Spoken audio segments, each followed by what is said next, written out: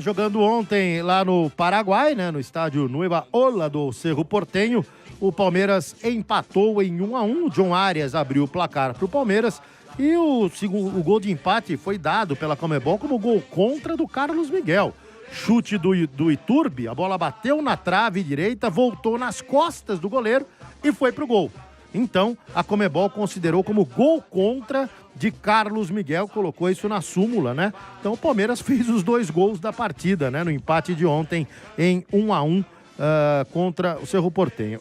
O Murilo voltou à zaga, aliás, essa foi a única alteração em relação ao time que jogou contra o Bragantino no domingo pelo Campeonato Brasileiro, né?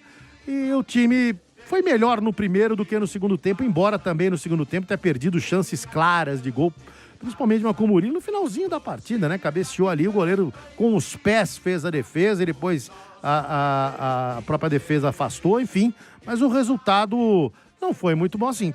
Foi ruim, mas foi bom, né? Se empatar fora de casa, teoricamente, na Libertadores é bom. Só que o retrospecto do Palmeiras contra o Cerro, viam de 6 vitórias seguidas o Palmeiras contra o Cerro Porteño. E ontem acabou empatando e esse empate tirou a liderança do grupo do Palmeiras, né? Já que o Sporting Cristal venceu, foi a 6, o Palmeiras tem 5. Quem tá no YouTube tá vendo aí, né? O Sporting Cristal ganhou do Júnior Barranquilla por 2-0 e com esse empate em Cerro Porteño e Palmeiras 1-1, o grupo F ficou assim: o Sporting Cristal em primeiro com 6, o Palmeiras em segundo com 5, em terceiro o Cerro Porteño com 4 e o Júnior Barranquilla virou o saco de pancadas do grupo, tem só um ponto que é exatamente contra o Palmeiras, né?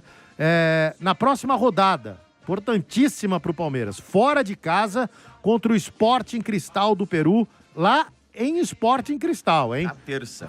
E aí depois o Júnior Barranquilla nessa rodada recebe o Cerro Porteño. Ô Marcos Costa, você viu o jogo ontem, certamente. O que você achou do jogo? O Palmeiras não fez um jogo brilhante e, mais uma vez, a torcida reclamou, né, do desempenho do time em uma partida. E aí? Lima, há 15 anos atrás, você estaria coberto de razão. Um empate fora de casa é um bom resultado na Libertadores. Para a realidade do Palmeiras hoje, péssimo resultado, péssimo jogo do Palmeiras. O Palmeiras jogou muito mal. Palmeiras muito distante, o meio-campo do ataque. O Palmeiras não está conseguindo produzir já faz alguns jogos. Isso liga um alerta aí para a torcida do Palmeiras sobre o time que está entrando em campo, que está jogando. Esse esquema de 3 atacantes sem ter um meia de ligação não está funcionando. Ele funcionou muito bem quando o Palmeiras tinha o Vitor Roque e o Flaco Lopes fazia essa ligação. Sendo um terceiro atacante, ele fazia essa ligação. O Flaco Lopes está muito perdido sem o Vitor Roque, ele não consegue encaixar o jogo dele, parece que ele fica meio perdido no campo, se ele vai ser esse homem de referência, se ele vai ter que ser o homem que continua fazendo esse último toque, o último passe que ele vinha fazendo com o Vitor Roque, especialmente no final do ano passado, que isso deu muito certo. Enfim, o Palmeiras está com um alerta ligado aí porque não está conseguindo produzir. Mesmo assim, segue sendo um time muito competitivo. O Palmeiras tem muita qualidade, mesmo não jogando bem. Tanto que você vê o time do Cerro Porteño, após o empate, fazendo cera, segurando e comemorando muito o empate dentro de casa, ficando na terceira colocação. Isso mostra a força do Palmeiras atual. Mas o Palmeiras tem que traduzir essa força dentro de campo, com a bola rolando. O Andréas está muito distante, o Andréas está jogando de fato como um segundo volante, não está conseguindo ser esse homem que pisa na área, que dá o último passe também. Eu acho que está na hora do Palmeiras abrir mão dos 3 atacantes, reforçar esse meio-campo, talvez Lucas Evangelista, não sei, e colocar o Andréas para ser esse homem aí, o último homem do meio-campo, talvez até um falso atacante para conseguir encaixar melhor o jogo. O Arias abaixo mais uma vez, mesmo assim, sendo o principal homem do ataque do Palmeiras. O Alan perde um gol que não dá para perder, que é absurdo, e está muito abaixo também do que ele vinha fazendo no final do ano passado e até no começo desse ano no Campeonato Paulista. E aí uma crítica ao Abel que eu não consigo entender. Sabes em que século estamos? Não tenho mais nada para te dizer. Tá bom, mas eu tenho para te dizer, Abel. Não posso falar nada aqui, parece que estamos proibidos de falar. Tanto está aí. Não, você não está proibido de falar, você pode falar. Aliás, você poderia explicar o porquê que o John Arias não tem oportunidade de jogar pela direita. Ontem era um jogo propício para isso. O Alan não estava desempenhando, o Arias também abaixo, como eu já disse, mas ainda assim era mais efetivo do que o Alan. era você jogar o Arias para a direita para ver se ele conseguia render um pouco mais, e na esquerda você manteria o Sousa ou colocaria o Felipe Anderson, enfim. Não é de desesperar, o Palmeiras é o segundo colocado, tem 2 jogos ainda por fazer em casa, tenho certeza que o Palmeiras vai classificar, mas também diante do que é possível e do que a gente acostumou nos últimos anos ao ver o Palmeiras na Libertadores, nos últimos 6 anos, 4 sendo o líder geral da competição, é um alerta que liga aí, o Palmeiras precisa encaixar algumas peças aí para voltar a jogar bola. E você, Ranieri, o que você acha? Ontem o Abel, na coletiva, ele abriu falando que o calendário, o cansaço é um dos principais motivos para que o Palmeiras não esteja desempenhando um bom futebol. Você concorda com o Abel? Eu concordo, né? Eu concordo. Hoje é um dia excelente, né, para os críticos e haters de Abel Ferreira. Né, a galera tá se deliciando, né, sem sombra de dúvida. No chat, vou até abrir o chat aqui depois para acompanhar. Porque é uma turma que vai aparecer, né? Nessas horas vai aparecer muito.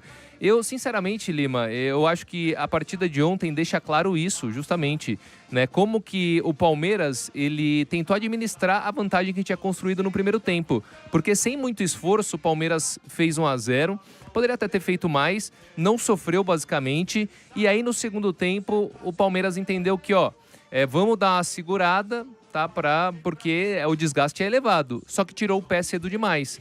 Confiou que o Cerro, que não tinha dado uma finalização perigosa no primeiro tempo, faria o mesmo no segundo tempo. E aí quase tem um gol numa falha do Giai, que ele mesmo conserta, e o Iturbe, ele entra ali e marca de fora da área, deu até azar, né, o Carlos Miguel no lance, e consegue o gol de empate. Aí o Palmeiras volta a jogar, dá aquela acelerada. Você vê que o Palmeiras tinha desacelerado muito, e aí ele volta a acelerar e quase marca o segundo gol. Se você for ver, eu estava vendo aqui, o Palmeiras nos últimos 17 jogos, ele não teve uma diferença maior de um gol, né? Então teve empate no meio do caminho, teve derrota e teve as vitórias por um gol, tirando o Jacuipense. O Jacuipense, ou Jacupiense, agora eu sempre confundo, Jacuipense. Jacupelense. Tá no mesmo. Jacu, isso, mais Jacu. simpático. Fez 3-0, mas de modo geral o Palmeiras ele tem administrado, assim, claramente ele tem administrado o gás durante as partidas, faz a vantagem, consegue fazer a vantagem e depois segura. Normalmente dá certo, tem dado certo, só que dessa vez não deu. E sobre, assim, pra mim, a grande dificuldade do Palmeiras nesse momento, né, o Costa até falou que ele acha que a forma como o Andreas Pereira tá jogando. Eu já acho que não, sabe por quê? Porque Andreas e Marlon, eles se encontraram e fizeram bons jogos atuando ali, o Marlon e o Andreas, como não tem nem primeiro e segundo volante, né? Os dois são meias ali no Palmeiras. Só que a ausência do Vitor Roque, para mim, é o que acaba prejudicando o Flaco Lopes, que é um jogador importante na criação do Palmeiras, e ele tenta ali, de alguma forma, ocupar aquele espaço deixado pelo Vitor Roque. Né? O Abel ele tentou o Sousa, só que o Sousa não estava bem ontem. E o Sousa fazendo essa função de jogar um pouco mais adiantado para você dar liberdade para o Flaco. Então eu acho que o grande problema na criação do Palmeiras hoje é a ausência do Vitor Roque, que faz com que o Flaco ele acabe não jogando naquela função que ele está exercendo melhor. Então faz muita falta o Vitor Roque e faz muita falta algum jogador que desempenha aquela função. Se não tem o Vitor Roque, teria que ter um substituto com as características. O Sousa tá quebrando um galho, não é a dele, tá aprendendo a jogar por ali. Então, para mim, o grande problema do Palmeiras é não ter esse jogador aí na referência. Mas é justamente aí, só rapidinho em cima do que o Rani falou, é justamente nessa falta, nesse momento, precisar mexer em alguma coisa. Eu acho que o mais viável, até por não ter esse jogador com as mesmas características, é isso, você abrir mão de um terceiro atacante e você avançar um pouco o Andreas, que é o cara que tem a maior qualidade do elenco, tanto que ele é disparado no Brasileiro, o garçom do campeonato, né? Acho que ele tem 10 assistências, é o dobro do segundo colocado em assistências, e ele é o cara do chute preciso, que tem o melhor arremate do time do Palmeiras. Na ausência do Vitor Roque, no cenário atual, que o Palmeiras de fato não tem esse substituto, eu acho que seria pelo menos a tentativa, sabe? O que incomoda um pouquinho é não ter nem essa tentativa, é não mudar. De jeito nenhum, o Andreas e o Marlon encaixaram legal, sim. Nesse momento não está funcionando, mas mantém, não muda, não tem essa tentativa. Eu acho que é isso que incomoda um pouquinho. E sem alguns jogadores importantes, é claro que a oscilação ela já vai acontecer com todos os times, porque a gente já sabe, uma pré-temporada reduzida e sem Piquerez, sem Vitor Roque. Será que isso, o torcedor, ele não pesa muito a mão sem ter esses jogadores importantes? Porque qual é o principal lateral esquerdo hoje do futebol brasileiro? Pra mim é o Piquerez. Mas deixa eu fazer uma meia-culpa disso, porque assim, a gente também, eu vou falar por mim, tá? A gente também protege muito o Palmeiras. A gente sempre fala do Palmeiras do cansaço, isso a gente tem a razão em falar, mas até que ponto a gente vai ficar também falando sempre do cansaço? Nós vamos ter uma parada para a Copa do Mundo aí que dá para os jogadores descansarem, respirarem. O Palmeiras pegou a Jacuipense no meio de uma semana, onde ele rodou bem o elenco. O cansaço tem para todo mundo. E essa perda que você traz, as perdas, já faz um tempo. Sim. Você espera que e a crítica vem nisso. Você espera que o Palmeiras, com a saúde financeira que tem, com as contratações de peso que tem, ele tenha substitutos, entende? Não dá pra gente ficar lamentando 2 meses a perda até que volte o Piquerez. Não, até porque arrumar um menino que é bom, o Arthur, o problema é que não tá encaixando. Essa é a questão. Então, mas só que o grau de comparação do palmeirense, e ontem eu trouxe isso aqui, e é legal para você trazer a sua opinião como palmeirense, qual é a régua de comparação que tem o palmeirense?